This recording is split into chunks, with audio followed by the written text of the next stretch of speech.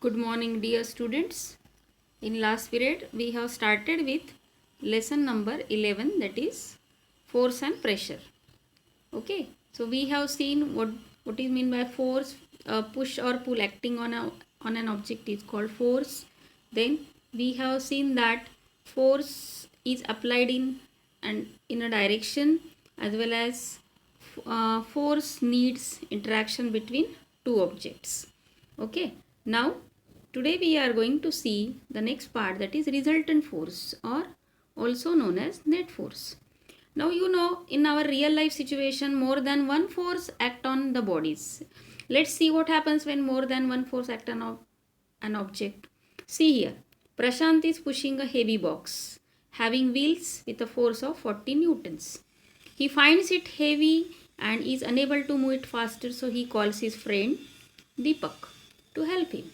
So Deepak applies a force of 50 Newton along with Prashant in the same direction. So what happens? The heavy box starts moving. Can you guess what is the total force acting on the heavy box? See here. Total force acting on the box is equal to force applied by Prashant plus force applied by Deepak. So 40 Newton plus 50 Newton is equal to 90 Newton. Okay. So the total force applied on the heavy box is called the resultant force.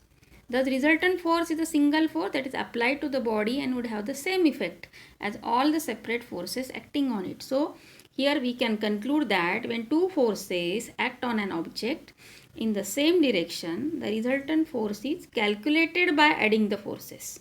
So it moves the object in the same direction as the forces. Suppose Prashant and Deepak had an argument. Deepak refuses to help Prashant. He starts pushing the heavy box in the opposite direction by applying 40 Newton force. Since both the forces are applied at the same point but in the opposite direction, the resultant force is calculated by the difference of the two forces. Okay, so here this moving a heavy box in the opposite direction, that is the difference of two forces. The box does not move, so we conclude that when two equal forces act on an object in the opposite direction, the resultant force becomes zero and the object does not move. Such forces are said to be balance forces, right? Suppose Deepak pushes the heavy box with a force of 50 Newton and Prashant applies 40 Newton of force in opposite direction. So the resultant force is 50 Newton minus 40 Newton, that is 10 Newton. So the heavy box will move in the direction in which Deepak is pushing. So here we can conclude that when two unequal forces act in opposite direction on an object, the resultant force is found to be difference between the two forces. It moves the body in the direction of the larger force. So here it can be vice versa case also, that if Prashant is applying the larger force, so it can be the box will move in the direction of Prashant also. Understood? Okay. Now we will see the next point here. Already you know, you have played a game of tug of war. Yes. In this game, two teams pull the rope in opposite direction.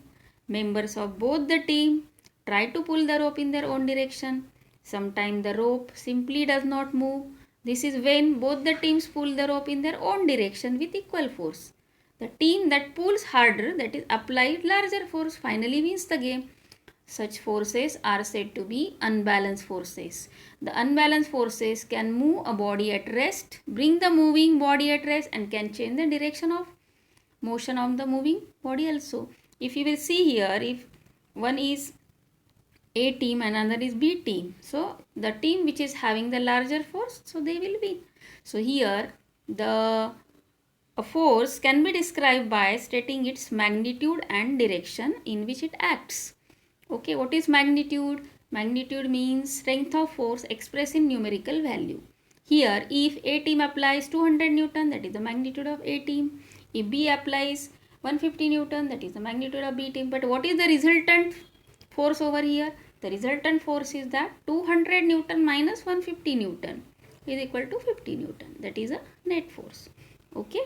So thank you students and have a nice day.